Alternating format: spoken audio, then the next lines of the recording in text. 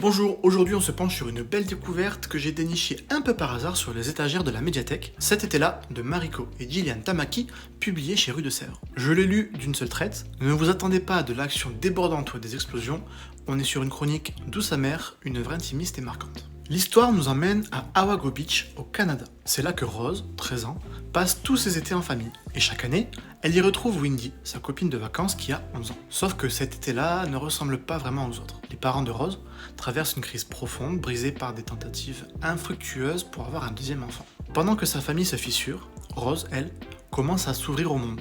Elle découvre ses premiers émois amoureux en observant les adolescents plus âgés de la station balnéaire qui se débattent eux déjà avec des problèmes bien plus grands qu'eux. Le point fort de ce récit, c'est qu'il adopte le regard croisé de ces deux jeunes filles entre deux âges.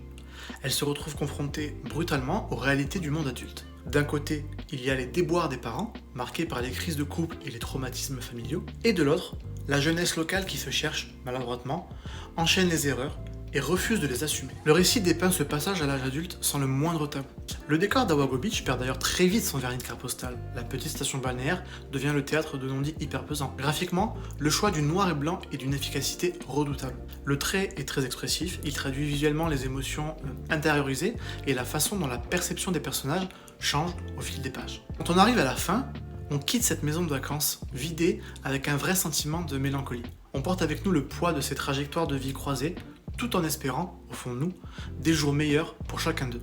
En tout cas, si vous ne connaissiez pas ce titre, je ne peux que vous le conseiller. Et si vous l'avez lu, dites-moi en commentaire ce que vous en avez pensé. A bientôt pour une nouvelle chronique. Ciao.